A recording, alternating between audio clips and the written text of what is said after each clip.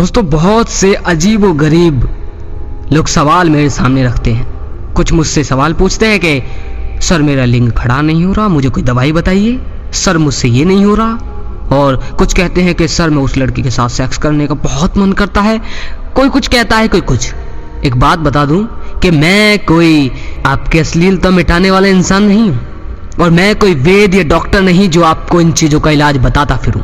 मुझे नहीं पता कि ये चीज़ कैसे ठीक होती है, क्योंकि मैं कभी इनसे गुजरा नहीं।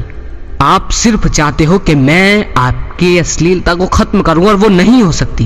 वो तब होगी जब आप आध्यात्मिक बनना चाहोगे, जब आप मुक्त होना चाहोगे, तभी आपकी कोई मदद कर सकता है। वरना वासना आजीवन आपके साथ रहेगी और दुख भी आजीवन आपके पास रहेगा।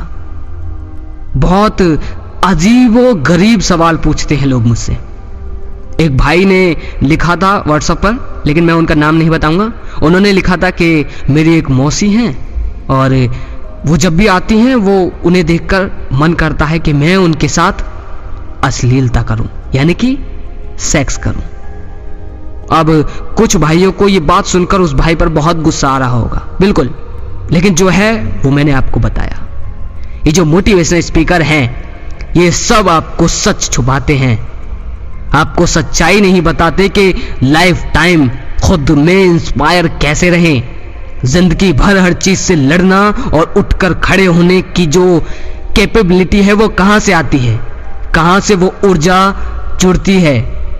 ये लोग तो सिर्फ अपनी एक स्पीच से आपको गरम, यानी कि आप में आग पैदा कर देते हैं, लेकिन असल आग कहां है वो नहीं बताते।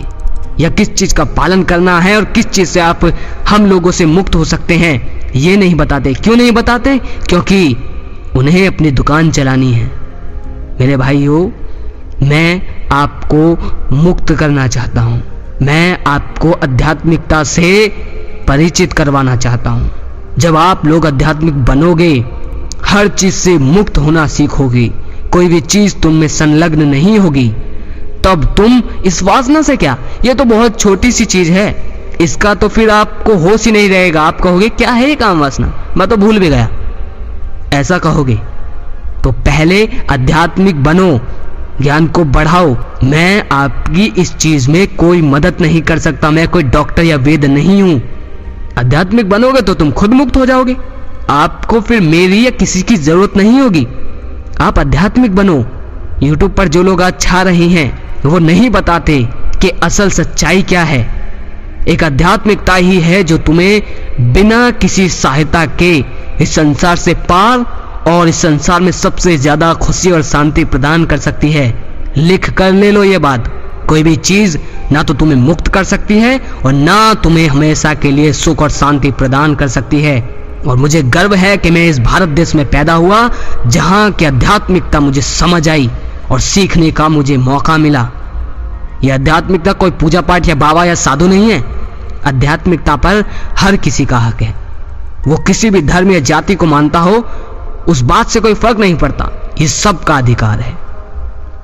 तो आध्यात्मिक बनो और मुक्त हो, और जितनी भी मैं बुक आपको बताता रहूं वो पढ़ते जाओ। ये मत सोचो कि अरे ये तो ब्रह्मचर्य की बुक नहीं है, मुझे नहीं पढ़नी है, हमारी किस काम की। गलत सोच है आपकी। मैं मुक्त हुआ तो ये ब्रह्मचर्य की बुक पढ़ के नहीं हुआ, मैं मुक्त हुआ आध्यात्मिकता को समझकर। अगर लगे शेयर करने लायक तो ज्यादा से ज्यादा लोगों तक पहुंचाइए इसे, जिससे ये जानकारी आप तक ही सीमित ना रहे, पूरा देश इससे परिचित हो। अगली वीडियो में फिर मिलते हैं। जय श्री कृष्णा।